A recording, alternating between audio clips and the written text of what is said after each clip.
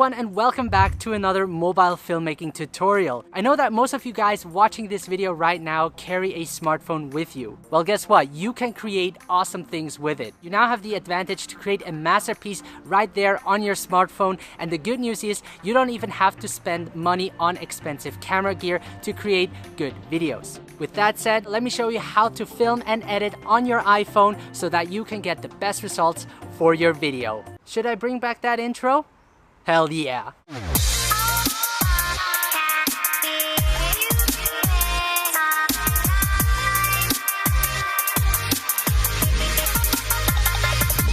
For the filming part, I will be filming myself without any help, using the iPhone 11 Pro standard camera. I will be using this inexpensive tripod. This way I can get interesting angles of myself. By the way, if you're interested in the mobile gear I use, I will leave links to it in the video description below. I think filming yourself is the best way to learn filmmaking fast. It's a tedious process because you have to set up the shot and be in it. It also makes it difficult to compose your shot nicely since you can't really see yourself while filming, but it's definitely possible with a few tips and tricks that I will give you in this video. So I will go through a few basics first before we get into the behind the scene. In the end, I will show you how to edit the video using the free version of InShot, which you can download on your iPhone or Android phone. So that you know, this video is divided into 8 parts. We're gonna talk about location, storyline, camera settings, focus and exposure, composition, movement, behind the scene, and editing. So with that said, let's get into the video. So starting off with the location, it's important to consider when picking your location is that it matches with your story. Choose a place that helps tell the story. Also think of the time of day you are shooting because that can really change the suitability of your location. I picked a day where the sun is not too high above. It's actually a cloudy day, which is also beneficial. This way the light will be softer, resulting in less harsh shadows, giving you a more pleasing look. So try to avoid shooting during midday or pick an overcast day to really get better result, unless you're going for that harsh look like in Western movies. So if you have to shoot during midday but want a softer lighting, then look for fully shaded areas, maybe behind trees or behind a building where there is a shadow. So moving on to storyline. For this video, we're going to have a vague storyline. It's important to have some kind of story in your mind. I will start out from this spot. I will then get shots of me walking through the area, observing the place and crossing the bridge. In the end, I will be arriving at an interesting spot where I'll be filming most of my B-rolls. I will then put down my camera bag, grab my camera, and take photos of the environment. So with this story in mind, I sort of know what shots I need. This is helpful because you don't want to just capture random things. When shooting videos, you don't always want to shoot from eye level since we see the world like that anyway. Really take the extra step to find interesting angles to make the video look more interesting. Maybe go a little bit lower or get on top of a rock to have an angle above. Really keep your eyes open for unique angles, and doing so will definitely enhance the story you're trying to tell. So the process of how I do this is that I film a sequence from multiple angles. This way I have more option in post to cut the story. I usually start off with an establishing shot to give the viewer an idea of where the scene is taking place. I will also be taking medium shots that will help tell the story. These shots will mostly be static because my smartphone will be on a tripod most of the time. And of course, I will add some nice detail or close-up shots to add more emotion into my story. Camera settings. We will be working with the standard camera of the iPhone because I want to keep it as simple and easy as possible for you guys. But if you are interested in using an advanced camera app like Filmic Pro where you have full control over your camera, then I highly recommend you check out this video where I explain how it works in detail. So the camera settings I will be using is 4K 60 frames per second. 4K has more detail and allows me to crop in. And this is really important since I'm filming myself and therefore might not get the framing right. all the time. If you don't have 4K 60 frames per second, you can also go with 1080p 60 frames per second, but keep in mind that you won't have the flexibility to crop in that much, so be careful with that. Make sure to enable grid line so that you can set your composition correctly. Speaking of composition, the rule of thirds is one of the basic rules and easiest to get started with to create a strong balanced image. You simply want to enable grid lines and place your subject on one of the 4 intersection points. Avoid placing your subject in the box like now. Although placing your subject in the middle can create a strong composition, doing it too often can make the shot look very boring. Keep in mind that you don't always have to use the rule of thirds.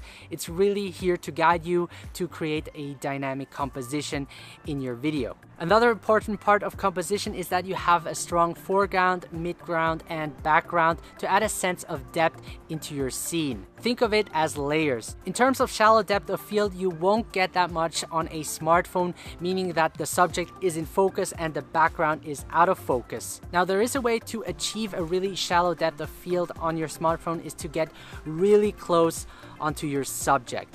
That would work. Focus and exposure. The video options on an iPhone are somewhat limited compared to a video app like Filmic Pro, but the small amount of adjustments that you can make on your iPhone's camera will still enable you to do important things. Now, setting focus is pretty easy on an iPhone. Just tap where you want to set the focus and it will automatically do it for you. To get a little bit more advanced, I like using the AE and AF lock for locking focus and exposure. AE stands for auto exposure and AF for autofocus. Keep in mind that you can't separate these two. For that, you would need an advanced camera app, but for what we're using it for right now, this should be enough. Now let me show you how you can lock your focus. Frame the subject and tap the screen to select your focus point. Hold your fingers down on your focus point for a couple of seconds and a small yellow box will start to flash with AE, AF lock appearing. Your focus is now locked. If you reframe to something else, you will see that it's out of focus. To release it, tap elsewhere. To lock your exposure, again, you want to frame the scene and tap on the area of the image that you wish to auto-expose correctly. You should now see that the brightness of the image has been adjusted to the point that you have selected. You should be having a perfectly exposed image now. If you reframe to a brighter area, you will see that the exposure won't change. Another useful feature that is important to know is to manually set your exposure. This comes in handy if you want to reduce noise or simply want to correct your exposure because you're unhappy with the auto correction that has been made on your smartphone. So to manually adjust your exposure, tap on the iPhone screen on the point of focus. You will see a yellow box appear with the sun icon. Move your finger up or down the screen to brighten or darken the exposure. Alright, let's move on to movement. Most smartphones have optical image stabilization that will compensate for the hand movement.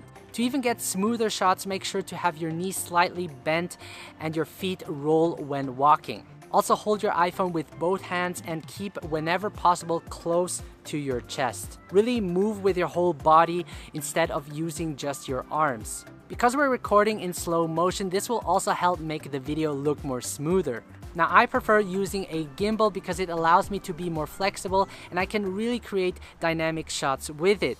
But since I want to keep this video low budget, I will just be using my tripod and some handheld movements. So I hope you digested all of that information. Now we're gonna get into the behind the scene and shoot the video. So we're gonna start off here with our establishing shot. And what I'm gonna do is pull the camera upwards to reveal the nature's beauty. So I'm gonna set the focus first and then lock it, and then I'm gonna create this revealing shot.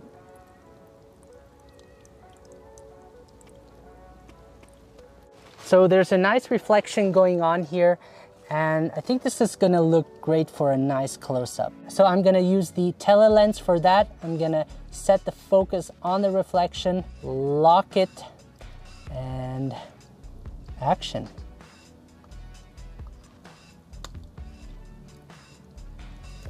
All right, so I set my tripod over here. I'm gonna get a medium shot of myself walking over that bridge. I have some nice foreground with this tree. And I'm gonna set my focus on the bridge and then lock it. And I'm gonna push down the exposure just a little bit and I'm gonna start recording.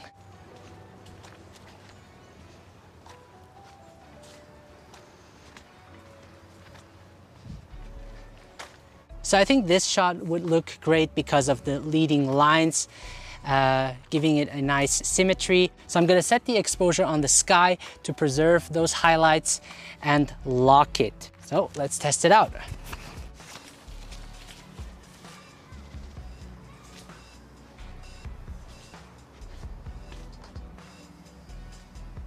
So for this shot, I'm gonna use the tripod to film myself and create some movement in it. So I'm gonna switch to the front-facing camera so that I can see myself, and just as I gaze at the leaves, I just turn the tripod around me.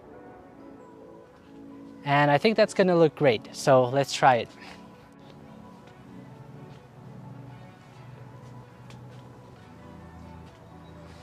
So I'm gonna film myself walking. I'm gonna use the tripod again and put it upside down and angle it so that my shoes are in the frame. And for that, I'm gonna use the ultra wide lens. So let's go.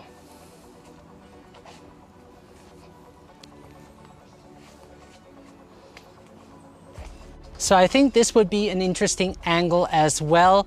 As I said before, I want to get for every sequence different angles. So I have a little bit foreground, these leaves, and I'm gonna walk across the bridge again.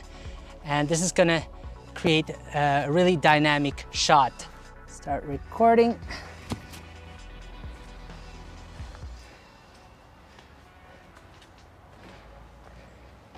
So now I'm gonna get a shot of this tall tree, also because of this leading line.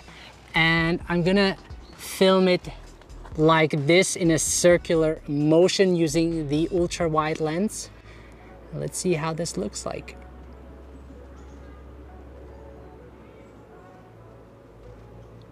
The next shot will be from a different angle, like a continuous shot of the previous video. And again, I have some leaves here in the shot, and I'm just gonna walk across the bridge again along this path. Start recording. And of course, there is also some acting involved.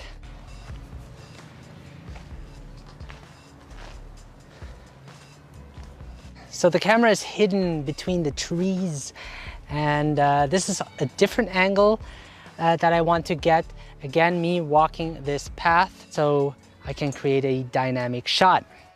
Press the video and we can get started.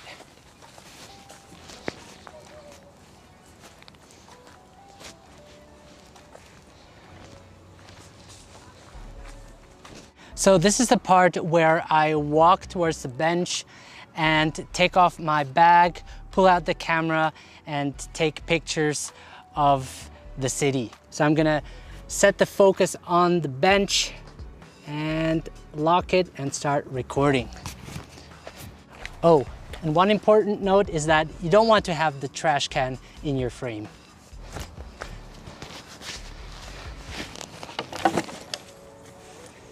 So I'm gonna get a close-up of my bag. I'm gonna use the tele lens, and I set the focus on my bag. This way I can create some nice shallow depth of field. So let's see how this will look like.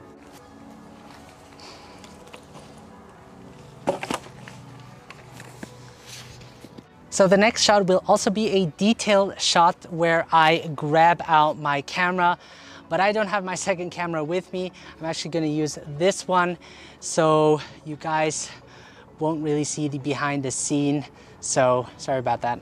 So after grabbing the camera, I will get a medium shot of myself. I'm gonna use the front-facing camera so that I can set the focus on the sky and preserve the highlights. And I'm just gonna lift up the camera and then take a shot of the city. So the last shot is gonna be a sort of POV shot where I put the camera back into the bag and I sort of close my bag and then fade into black. I already have a shot taking out the camera. I'm just gonna reverse that clip in post, and yeah, I think it's gonna look great. So let's start, and I'm gonna use the ultra wide angle for this one.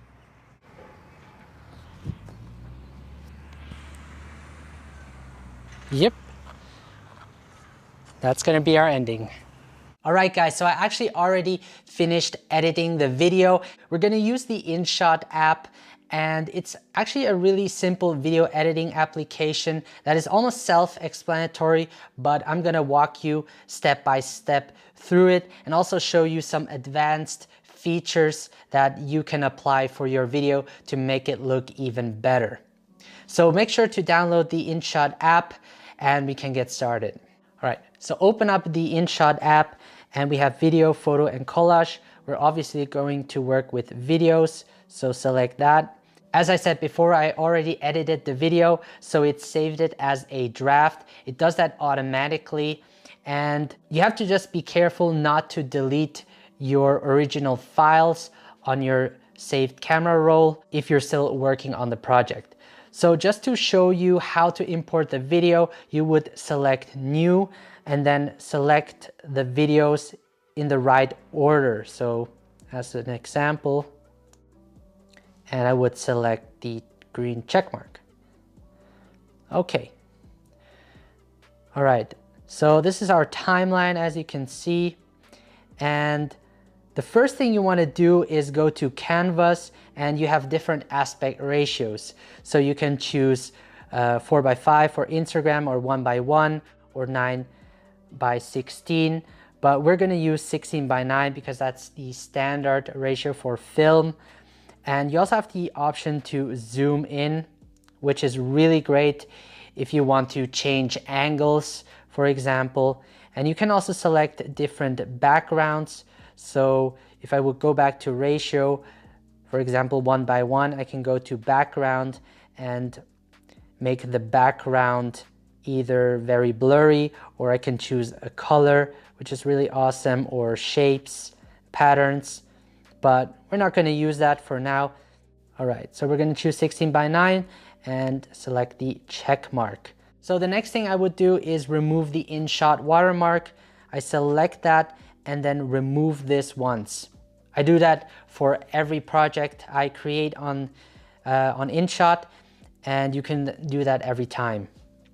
So that's pretty cool. And if you don't want the ads to be displayed, you can just, for example, close the InShot app and select flight mode, and then select InShot again, video, and then our draft, and it's gone. So you don't have to deal with that. Then you have music. You can choose tracks. They have their own built-in tracks. I personally have a paid subscription on Artlist, and I just use music from them because I most of the time monetize my videos. But they also have a few selection here. Now, another great resource to get music from is YouTube Audio Library, or No Copyright Music. I actually have a dedicated video on that you should check out. So I actually imported my own music from Artlist over AirDrop, which is really cool, that I used for this video. But you can also connect it over iTunes, and you also have effects, for example, weapons, instruments, and all that stuff. And I actually used a couple of them for this video. For example, I used birds, since the scene is taking place in the forest. You can also record your own voice if you wanted to create a voiceover, for example, but we're not going to need that. Now, you also have the ability to add stickers. I don't use that. I usually add my own PNG pictures. You can import them from your camera roll, for example, and I'm going to show you how that can be an advantage for your video. And then we have text. You can add your own text. All of the text you've seen in the video was added through here, and you can also create transitions. You can change the font of the text and so on. We will get to that in detail later. Then you also have the ability to add effects. Most of them are paid, but I don't use them that often. And you also have filters. I actually paid for the cinema pack filter because I think it looks really nice. And you can also adjust the intensity. And if you want, you can also color grade or color correct your image using these tools right here. Pretty advanced for video application on the phone. And if you want to apply all of the effects to all of the videos, you can click the double check mark for apply to all. And this is really useful and will save a lot of time. So we're gonna head back. Next thing is pre-cut. This is great for precise editing. So on a phone, it can get really hard to make precise cuts. And with the pre-cut, you're able to do cuts, for example, to the beat or so. Next, we have delete. Then we have volume, obviously, speed. And this is going to be really useful because I'm going to slow parts of the clips down to around 50% since everything was shot in 60 frames per second. Now you can't apply this to all of the videos. That's kind of a bummer. So you have to, if you want to slow down all of the videos, you have to do it by selecting each. So you can also duplicate your clip, rotate it, flip it, freeze it, reverse it, all useful tools that I used for the video. Another great thing you have to know is if you accidentally deleted a clip, you can undo it by selecting the left arrow. As you can see, it reverses that. Now, if you want to see the video clip as a whole, just hold and tap outside of the timeline and you can see each shot taken. So this is really great to reposition your clips however you like to. Now you can always add more clips by pressing the plus button and going to video photo. This way you can add more video clips to it. For example, this one, but I'm just gonna delete this. All right, so I'm gonna open up my draft and this is how it looks like. As you can see, there's a watermark again. I'm gonna remove that by selecting remove this once. So I started off by organizing the clips in the right order so that I could tell the story. And to do so, you can just press and hold on the timeline or outside of the timeline and then reorganize it the way you want it to. And what I also did is in Canvas, I selected 16:9, which is the standard aspect ratio for movies. So I took this as the opening shot. As you can see, I added some cinematic letter bars to it, which is really awesome. This was also shot in slow motion, actually. So I slowed this down by 50%. And the color grade is really awesome. I really like the LUT preset on this one. So if I select filter, I chose Cinema 1. This is how it looked like before and with the LUT applied. Looks really nice, right? Makes a huge difference. So in order to add a letterbox to your video, I actually downloaded a PNG letterbox from Google Images. You can just type in letterbox PNG, save the PNG letterbox to your camera roll, and then you can go on to sticker, select sticker again, and then choose from camera roll, and it will give you that PNG letterbox. PNG means a picture without the background, basically. And then you can adjust it this way. And there you have it. And then you can stretch it out all the way. As you can see, I've stretched it till the end so that it stays. And this is really a cool hack to give your video a cinematic feeling to it. As you can see, I also added a transition to it.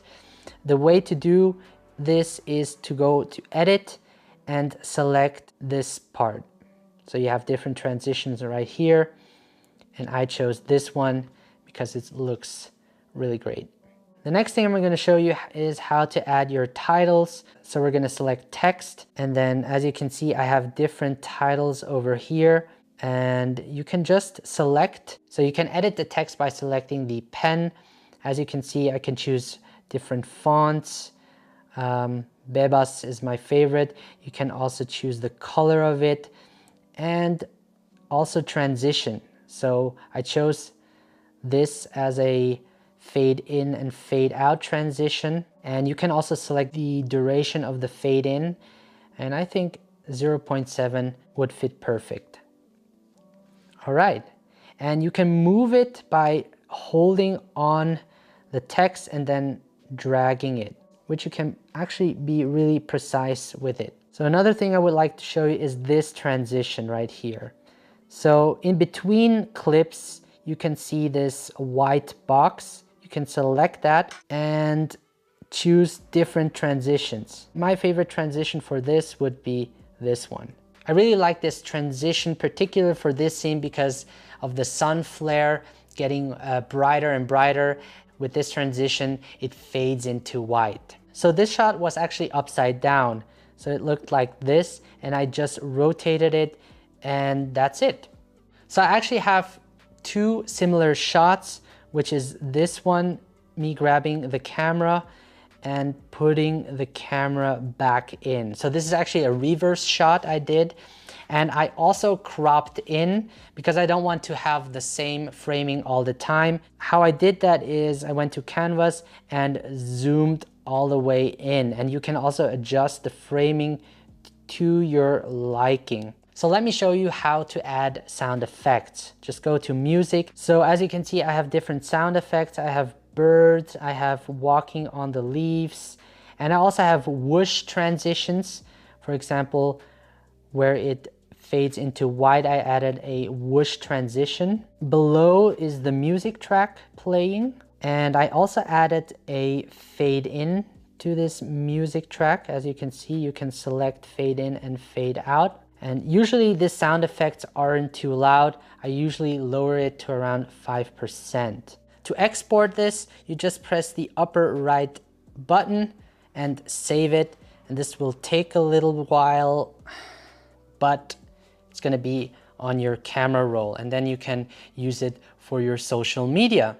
So as you can see, filming yourself and editing it on your iPhone is possible to create quality videos. Even though I personally prefer to edit my videos in Final Cut Pro X, it was still a great challenge for me to do. And this video application is actually pretty advanced for what you can do with it. That is why I highly recommend you go out, try shooting videos of yourself and editing it with the video application InShot. Now, I would love to see your videos, and if you upload it on Instagram, make sure to tag me at Bennett Grazer. Now, it does take practice shooting videos, and the more you do it, the better you get at it.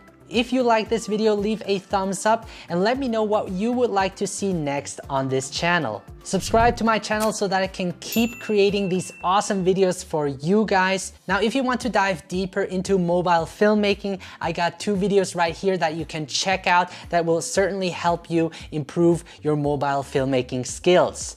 Until then, I wish you all the best. Thank you so much for watching, and I will see you in the next video. Take care, guys.